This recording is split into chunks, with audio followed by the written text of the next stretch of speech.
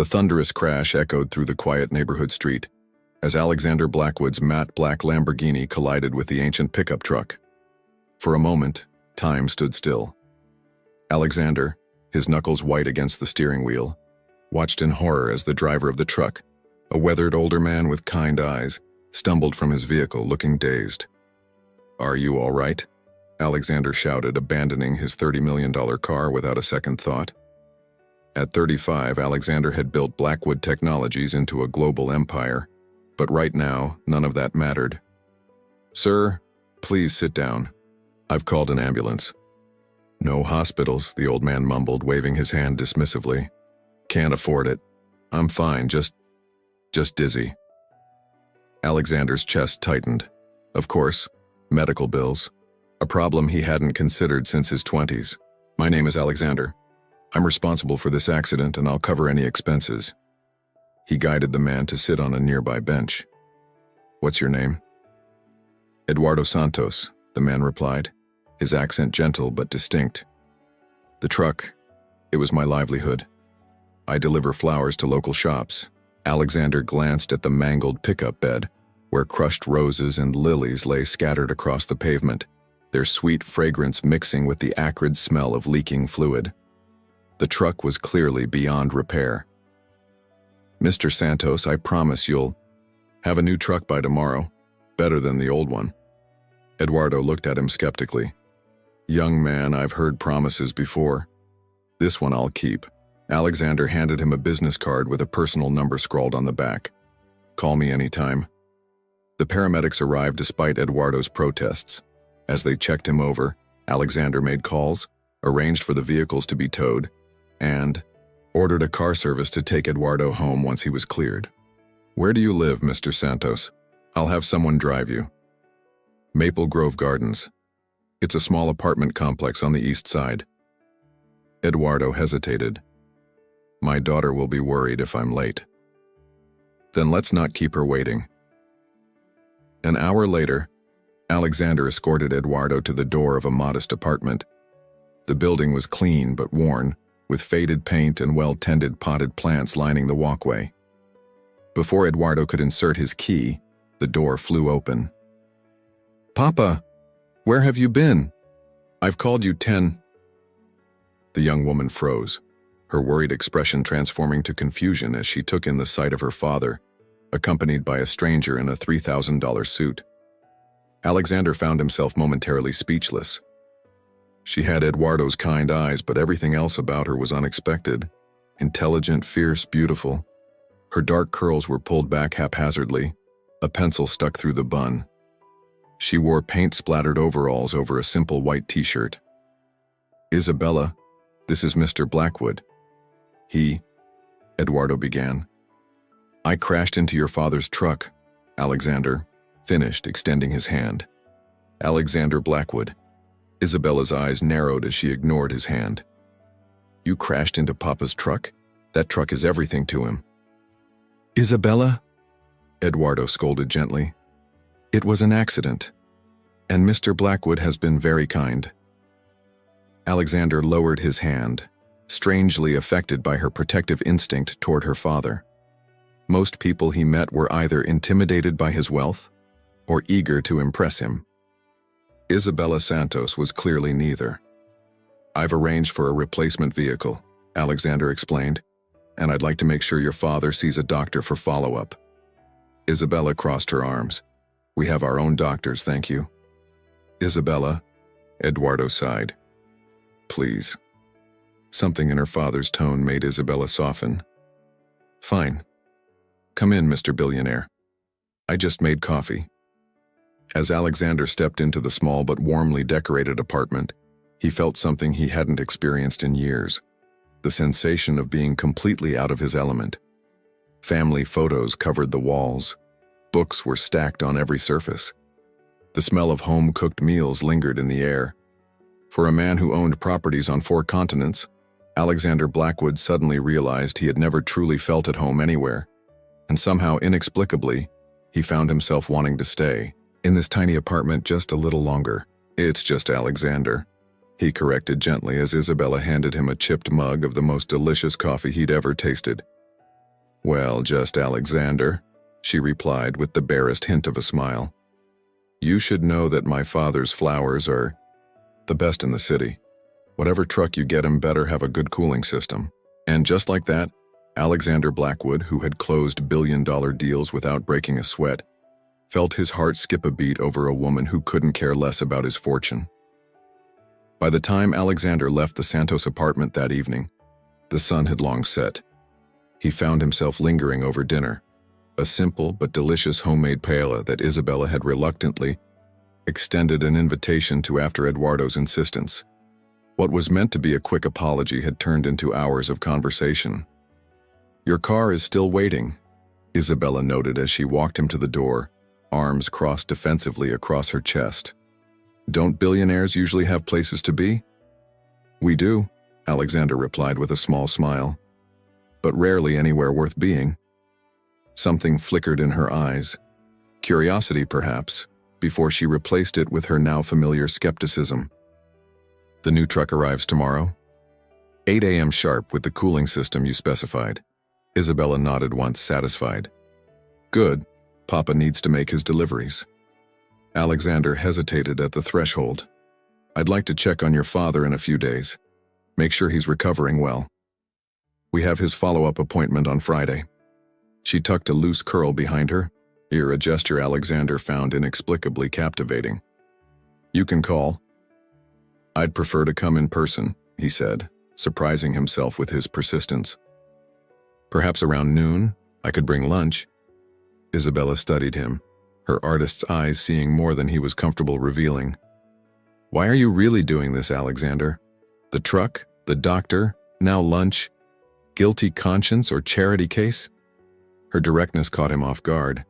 In his world, people danced around their true intentions, every interaction a calculated move. Isabella's bluntness was refreshing. "Neither," he answered honestly. "I enjoy your father's company. And yours, though you seem determined not to. Let me." A reluctant smile tugged at her lips. "Friday, noon, but I'm cooking." "You're distracted," observed Vivian Hayes, Alexander's chief operating officer, during their executive meeting the next morning. "That's the third time you've checked your watch."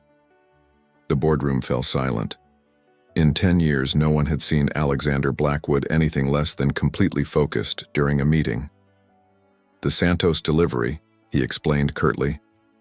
"Did operations confirm the truck arrived?" Vivian raised an eyebrow. "The flower shop owner from yesterday?"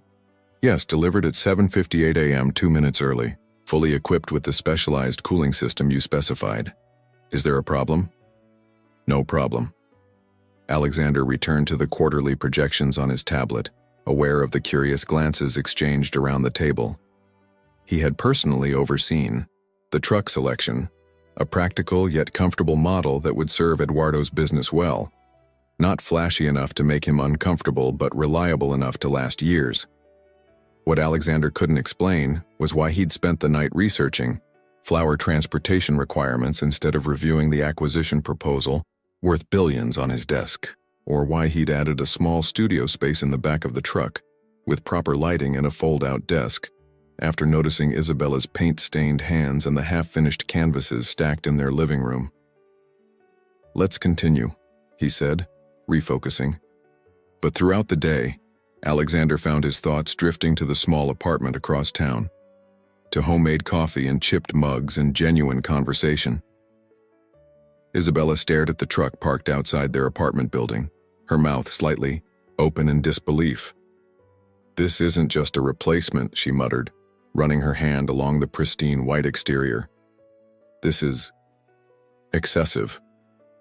Eduardo beamed as he showed her the spacious cabin, the state-of-the-art cooling system, and then, to her astonishment, the small but perfectly equipped studio space in the back. "He said this was specially for you," Eduardo explained, watching. His daughter's expression shift from suspicion to wonder as she examined the easel, the storage for canvases, the perfect natural light from the skylight. "I don't understand," Isabella whispered, touching the high-quality brushes arranged neatly in their holders. "Why would he do this?" Eduardo smiled knowingly. "Perhaps, mija, not everyone with money uses it only for themselves. Isabella thought of Alexander's eyes, startlingly blue, yes, but it was the loneliness in them that had caught her attention. Despite her best efforts to remain unimpressed, she found herself wondering about the man behind the wealth. "He's coming Friday," she reminded her father, closing the studio door firmly. "Don't get any ideas." "Of course not," Eduardo replied innocently, but his eyes twinkled. "Though I think your mother would have liked him." Isabella felt a pang at the mention of her mother, gone 5 years now. Mama would have seen right through his expensive suit and luxury cars. "Yes," Eduardo agreed quietly. Straight to his heart, just as she did with everyone. Alexander's phone rang as he was leaving the office that evening. "Mr. Blackwood?" It was Isabella's voice, softer than he'd heard it before. "Alexander," he corrected automatically, heart quickening. Pause. "Alexander?" The sound of his name in her voice sent an unexpected warmth through him. "I wanted to thank you for the studio in Papa's truck." It was thoughtful. "Your father mentioned you were an artist," he replied, trying to sound casual. "Do you sell your work?" "I'm an art teacher at Westside Community Center," she explained. "I paint when I can, but..." She trailed off, and Alexander could fill in the blanks: time, money, opportunity. "Would you show me sometime your paintings?" Another pause, longer this time. "Maybe," she finally said. "Friday, if you don't talk about business or stock prices during lunch." Alexander laughed, a genuine sound that made his assistant glance up in surprise as he walked past her desk. "Deal. No business talk." "And Alexander," Isabella added, "the truck is too much, but Papa loves it, so thank you." After they hung up, Alexander stood motionless in the elevator of his company's towering headquarters. For the first time in years, he was looking forward to something that had nothing to do with acquisitions or assets. Just a simple lunch in a modest apartment with a woman who challenged everything he thought he knew about what mattered in life. And somehow, Friday couldn't come quickly enough. Friday arrived with Alexander feeling uncharacteristically nervous. He had canceled 2 international calls and rescheduled a board meeting, something he'd never done for personal reasons before. "You look different," Vivian commented as she dropped off the quarterly reports he'd requested. "New suit?" Alexander glanced down at his attire. He had deliberately chosen his most casual outfit, a simple button-down shirt and slacks, no tie, no designer labels visible. Old, actually. Vivian studied him with the shrewd assessment that made her invaluable as his COO. "It's that flower shop family, isn't it? The Santos girl." "Isabella," Alexander corrected automatically, then immediately regretted it when he saw Vivian's knowing smile. "Be careful, Alex," she said, using the nickname only she was permitted. They'd known each other since college, before his first million. "You live in different worlds."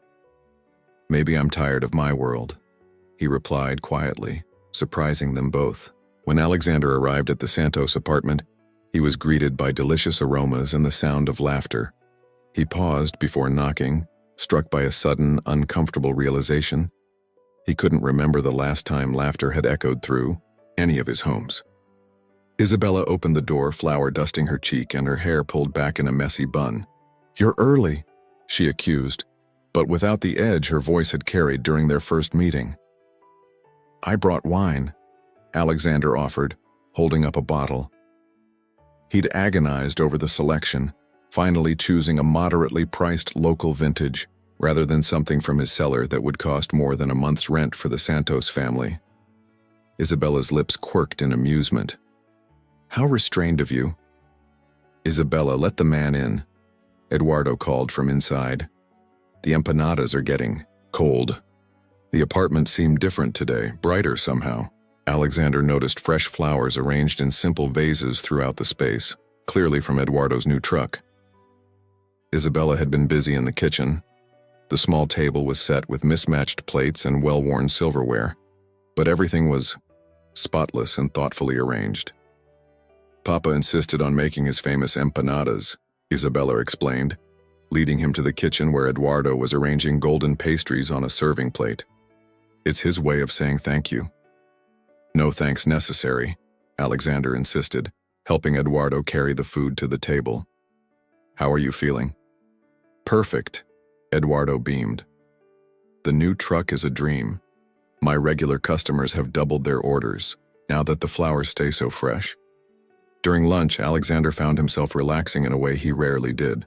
The conversation flowed easily, without the calculated undertones he was accustomed to in his business interactions.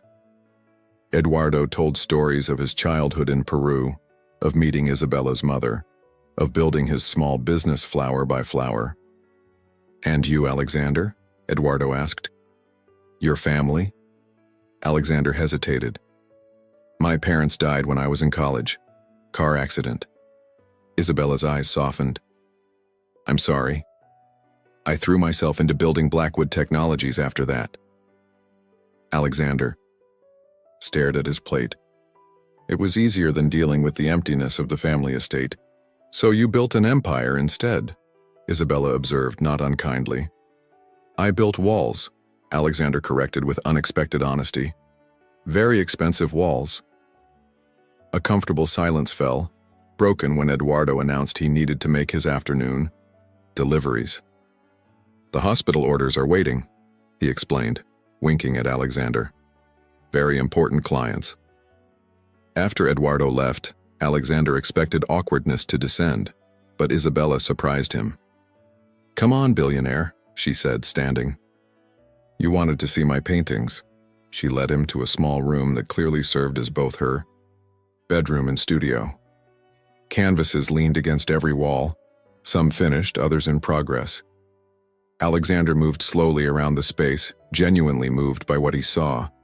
Isabella's art captured ordinary moments with extraordinary emotion.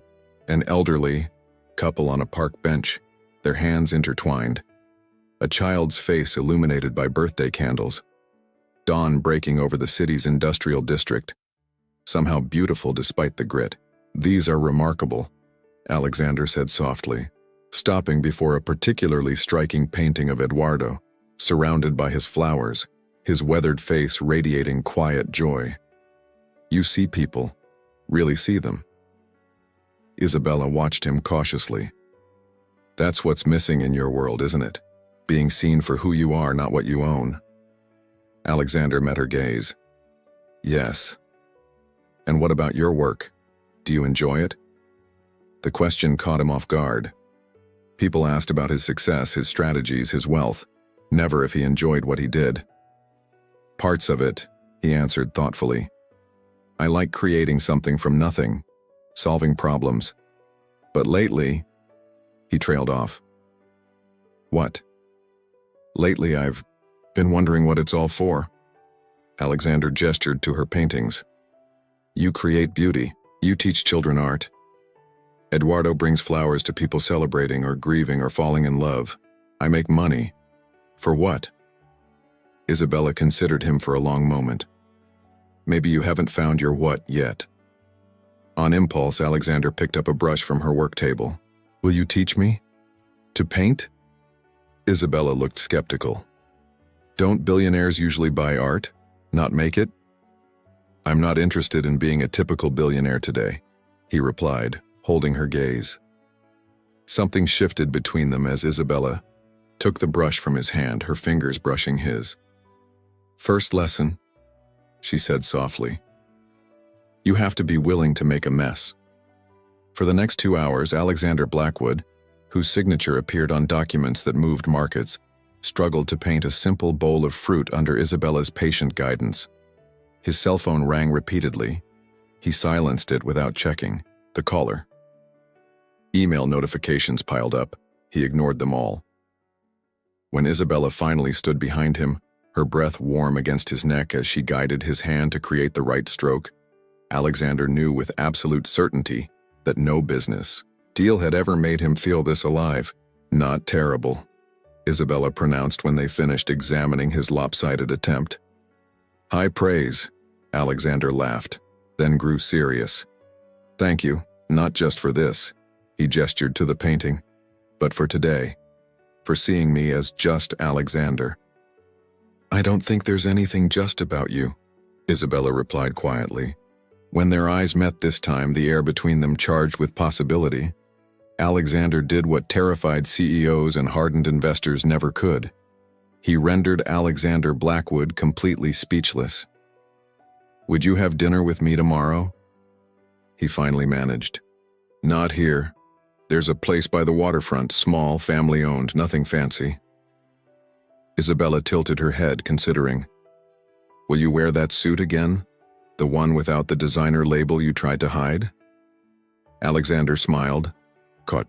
If you'll call me Alex." "Alex," she tested the name, and he felt something crack open inside him at the sound.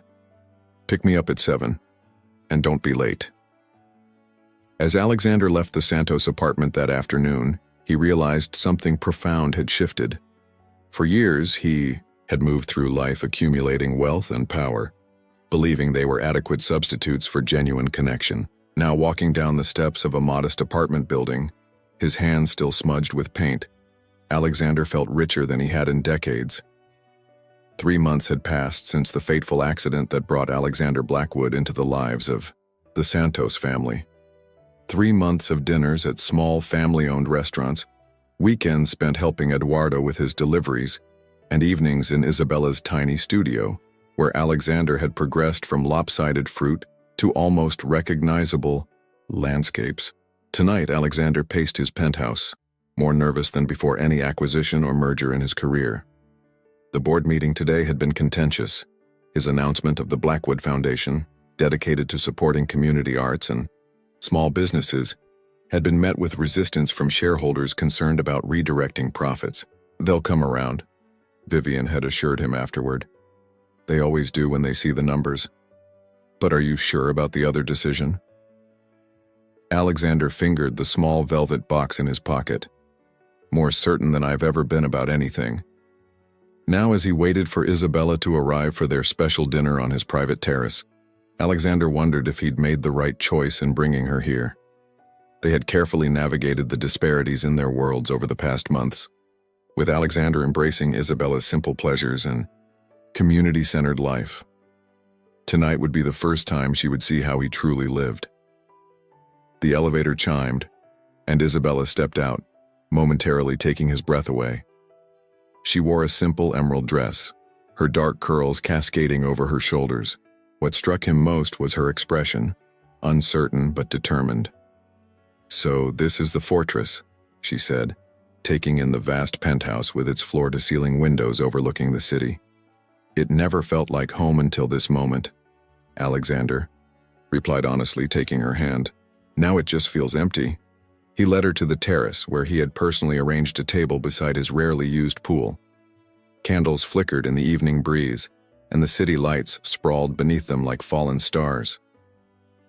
"You did this yourself," Isabella observed, noting the slightly crooked place settings and the hand-picked flowers, clearly from her father's truck, arranged with more enthusiasm than skill.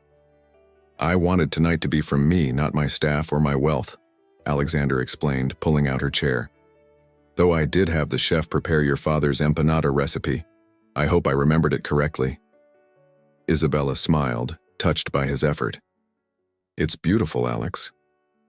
Throughout dinner, Alexander found himself watching Isabella's face, memorizing every expression.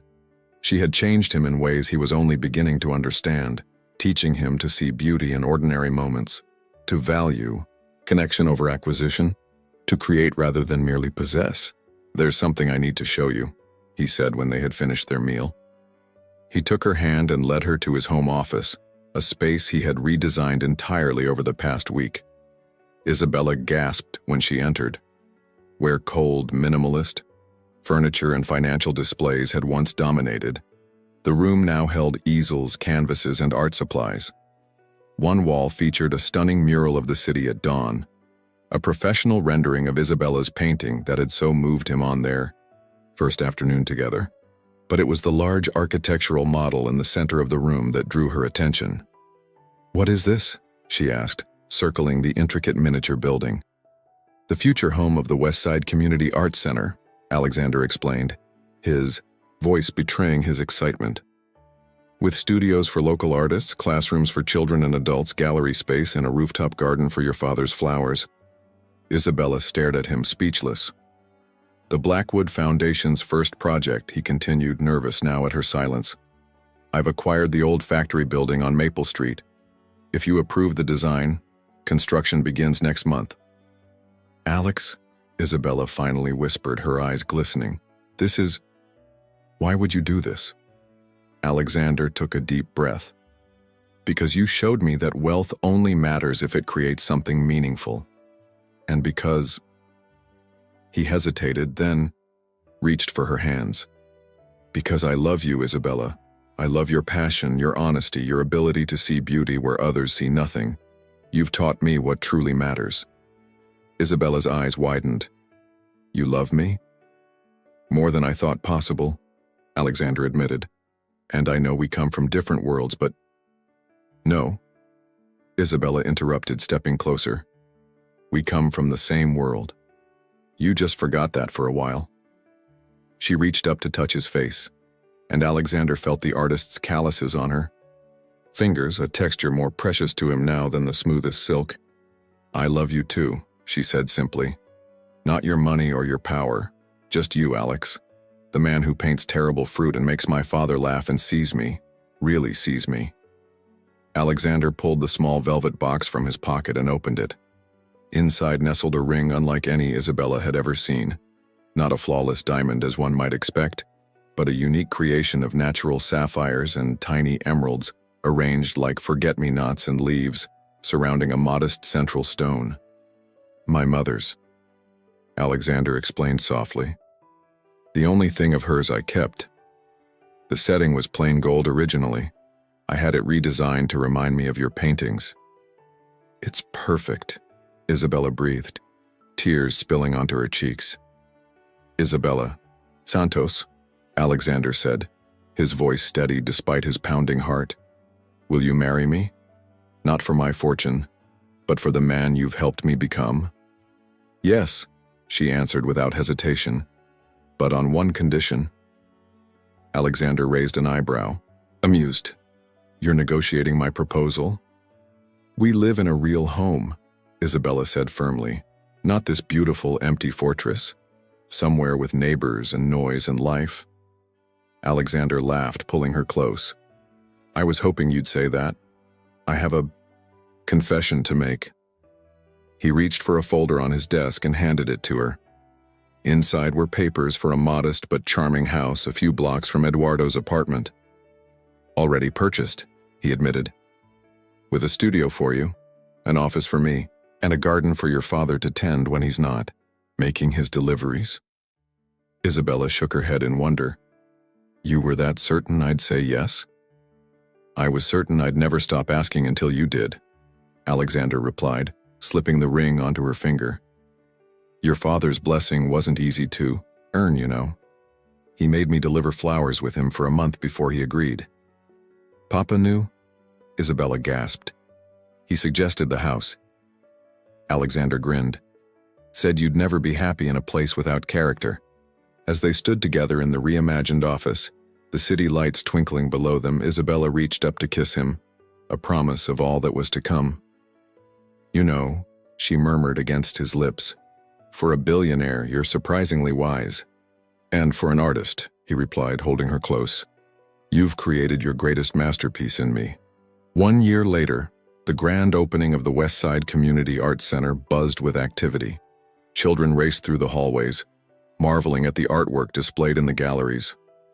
Local artists showcased their creations in the newly built studios.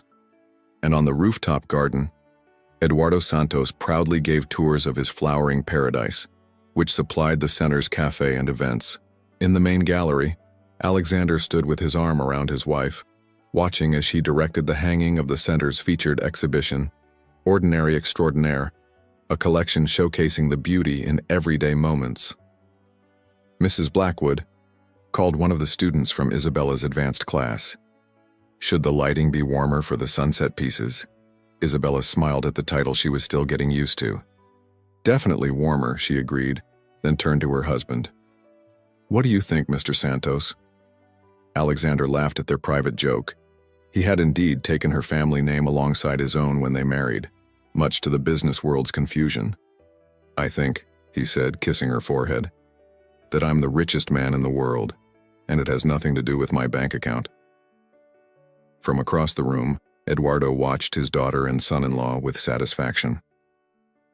When Alexander had first crashed into his truck, Eduardo had seen something in the young billionaire's eyes, a loneliness that mirrored what he had once seen in his own reflection after losing his beloved wife. Now, as he observed Alexander and Isabella together, planning the future of the community center that would be their legacy, Eduardo said a silent prayer of thanks for broken trucks and the beautiful collisions that sometimes change lives forever. Outside the center's entrance, a simple plaque read, "The Santos Blackwood Community Art Center, where worlds collide and beauty emerges." And beneath it, in smaller letters, "Fortune finds those who know where to look." Indeed, Alexander Blackwood had discovered the truth, that love, purpose, and connection were the only currencies that truly mattered in the end.